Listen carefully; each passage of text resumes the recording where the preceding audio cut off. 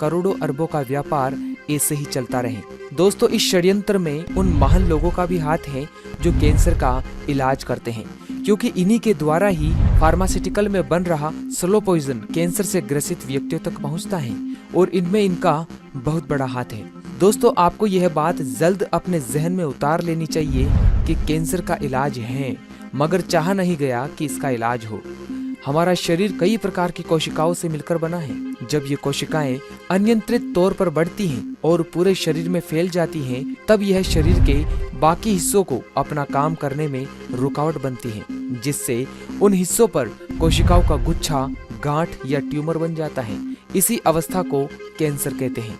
Doctor इन अनियंत्रित होकर बड़ी हुई कोशिकाओं के गुच्छे या गांठ को हटाने के लिए कीमोथेरेपी, रेडियोथेरेपी और कोबाल्ट थेरेपी का इस्तेमाल करते हैं, ताकि कैंसर की कोशिकाओं को मार सकें। इन थेरेपी से कैंसर की कोशिकाएं तो मर जाती हैं, परंतु साथ ही शरीर की बाकी अच्छी कोशिकाएं भी मर जाती हैं, जिससे शरीर की प्रतिरक्षक शक्ति, रेजिस्टेंस पावर, वो बिल्कुल खत्म हो जाती है।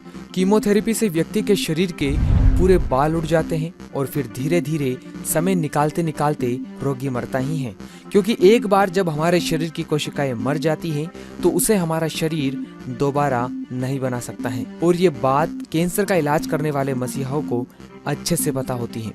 व्यक्ति कैंसर से नहीं मरता है, ध्यान दीजिए दोस्तों, बल्कि जो ट्रीटमेंट उसे दिया जाता है उससे उसकी मौत होती है। और ये बात स्वयं राजीव दीक्षित जी ने भी कही थी कि कैंसर से ज्यादा खतरनाक कैंसर का ट्रीटमेंट है। और ट्रीटमेंट क्या है वो हमने आपको बता दिया है। इतनी सारी दवाओं के बनने के बाद भी कैंसर जैसा रोग लाइलाज है।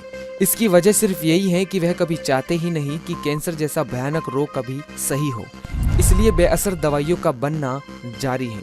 पर कैंसर का डर हमारे अंदर इस तरह से बिठाया गया है कि हम इसे लाइलाज मानते हैं। दोस्तों, कैंसर का इलाज संभव है, और केवल कैंसर ही नहीं बल्कि हर बीमारी का इलाज प्राकृतिक तरीके से संभव है। प्राकृतिक जड़ी बूटियों और पत्तों से आज भी कई जगहों पर कैंसर का इलाज किया जाता है। अभी हम आपको एक महात्मा से मिलवाते हैं। इनका नाम है श्री संत भगवान दास जी। ये चित्तौड़गढ़ के चंदेरिया रोड पर बिरला सीमेंट वर्क्स की लेबर कॉलोनी में बाबा घाट के नाम से प्रसिद्ध आश्रम में रहते हैं, और वहां पर ये कैंसर से पीड़ित व्यक्तियों का इलाज करते हैं। इनका कहना है कि किसी भी बीमारी का इलाज प्राकृतिक तरीके से किया जा सकता है, और उन्होंने कई लोगों के असाध्य रोगों को ठीक करके इस बात को सिद्ध भी किया है।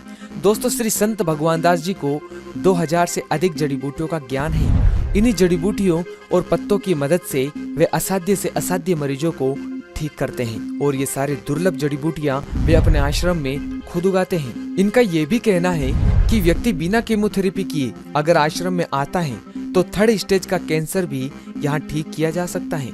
इनके आश्रम का पता आप नोट कर लीजिए, और दिए जा रहे नंबरों पर कॉल करके भी आप इनसे बात कर सकते हैं। दोस्तों, इसी आश्रम में राजीव दीक्षित जी 3 दिन ठहरे थे, और संत भगवान दास जी से उन्होंने आयुर्वेद, अध्यात्म और इतिहास के बारे में अद्भुत जानकारी प्राप्त की। और आपको तो पता ही है कि राजीव दीक्षित जी कितने जिज्ञासु थे।